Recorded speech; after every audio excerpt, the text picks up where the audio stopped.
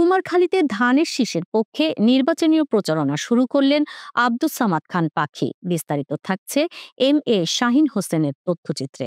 আসন্ন ত্রয়োদশ জাতীয় সংসদ নির্বাচনকে সামনে রেখে কুষ্টিয়ার কুমারখালীতে ধানের শীষের পক্ষে নির্বাচনী প্রচারণা শুরু করেছেন কুমারখালী পৌর বিএনপির সাবেক সহ-সাধারণ সম্পাদক ও স্থানীয় রাজনীতির পরিচিতি মুখ আব্দুস সামাদ খান পাখি।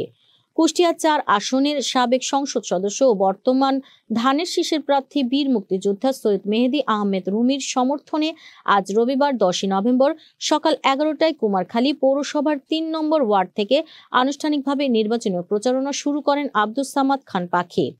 পৌর বিএনপির শতাধিক নেতাকর্মী ও স্থানীয় সমর্থকদের সঙ্গে নিয়ে তিনি পাড়া মহল্লা ও হাটবাজারে ঘুরে ঘুরে ধানের শীষের পক্ষে ভোট প্রার্থনা করেন।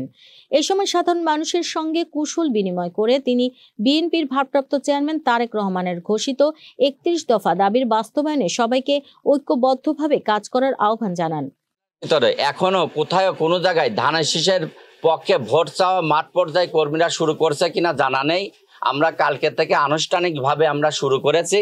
আমরা কুমারখালী উপজেলার থেকে সারা বাংলাদেশে সকল জেলায় উপজেলায় থানা পর্যায়ে বিএনপি টিকিট মনোনীত ধানের শীষের প্রার্থী যারা একক টিকিট পেয়েছে তারা ঐক্যগতভাবে ধানের শীষের টিকিটের নির্বাচন না করলে দলীয় সিদ্ধান্ত মোতাবেক বহিষ্কার সহ তাদের দলীয় কার্যালয়ে আমরা তালা ঝুলিয়ে দেব এবং আগামী মঙ্গলবারে বেলা ৫টায় আমরা বিক্ষোভ মিছিল কর্মসূচি দিয়েছি।